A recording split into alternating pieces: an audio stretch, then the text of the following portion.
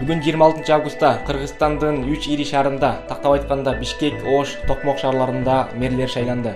Бишкектин мэрлигине көрсөтүлгөн жалгыз талапкер Айбек Жунушалиев шаардык кеңештин 26 августтагы отурумунда башчы болуп шайланды. Ага 45 депутаттын 43-ü добуш берди. Жунушалиевдин талапкерлигин министрлер кабинети жана шаардык кеңештин көпчүлүк коалициясы көрсөткөн. Ал эми Ош шаардык кеңешинде жабык добуш берүүнүн жыйынтыгында жалгыз талапкер Алмаз Мамбетов мэр болуп шайланды. Ага 45 депутаттын 43-ü макулдугун берип, экөө каршы добуш беришти. Токмок шаарынын мэрлигине талапкерлигин койгон эки талапкердин бири Жогорку кеңештин депутаты Урмат Самаев 19 депутаттын макул добушу менен мэрлик кызматка шайланды. Экинчи талапкер Азат Кубатбек уулуна 11 добуш тийди.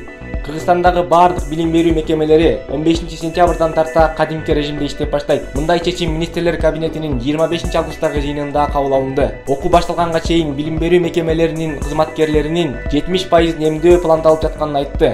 Учурда мугалимдердин 56%га жакыны COVID-19 каршы эмделди. Эксперттер онлайн окуу балдардын билим алуусунун сапатына терс таасирин тийгизгенин белгилешүүдө. Өлкө башчы Садыр Жапаров Кыргызстандын жарандыгына кабыл алуу жана чыгаруу жөнүндөгү жарлыктарга кол койду. Бул тууралуу 25 августта президенттин басма сөз кызматы маалымдады. Ага ылайык 548 адам, анын 149 балдар кыргыз жарандыгын кабыл алды. Алардын көпчүлүгү тарыхый мекенине кайтып келген этникалык кыргыздар. Мамлекет башчы башка бир жарлыгы менен 102 адамды жарандыктан чыгарды. Анын 19-у балдар. Учурда өлкөнүн калкынын саны 6.600.000 киши. Этникалык кыргыздар Кыргызстан, Өзбекстан, Тажикстан, Афганистан, Түркия сыяктуу бир катар мамлекеттерде жашашат. Бишкекте 10 жана 11 жаштагы балдар колдо жасалган жарылуучу затты жардырып, жаракат алды. Бул тууралуу өзгөчө кырдаалдар министрлигинин басма сөз кызматы билдирди. Маалыматка караганда окуя 25 августта саат 17:30 чамасында Свердлов районундагы Төрөкул Айтматов көчөсүндө болгон. Анда 2010 жана 2011 жылы төрөлгөн тестиерлер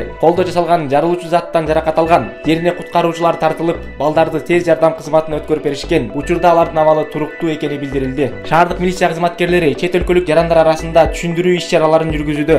Бул тууралуу Бишкек шаарынын Ленин райондук ички иштер башкармалыгынын маалымат кызматы кабарлады. Милиция кызматкерлери чет өлкөлүк жарандарды, анын ичинде Пакистан жарандарын, Кыргыз Республикасынын мыйзамдарын жана санитардык эрежелерди сактоого чакырат. Ошондой эле өтө зарыл болбогон учурда ушул тапта жашап жаткан жерлеринен чыкпоону сунуштайт. Буга чейин социалдык тармактарда көчөдө пакистандык жарандардын көбөйгөнү тууралуу маалыматтар тарагандыктан Тышкы иштер министрлиги аларды Бириккен Араб Эмирлигине жана Сауд Арабиясына иштөө үчүн бара жаткан жарандар деп түшүндүрмө берген. Июль жана август айларында пакистандыктар Кыргызстанга 7500 туристтик виза алышкан. Алардын басымдуу бөлүгү өз мамлекетинен түз аба каттамы жок болгондуктан Кыргызстанга араб өлкөлөрүнө учуп кетүү максатында келишет.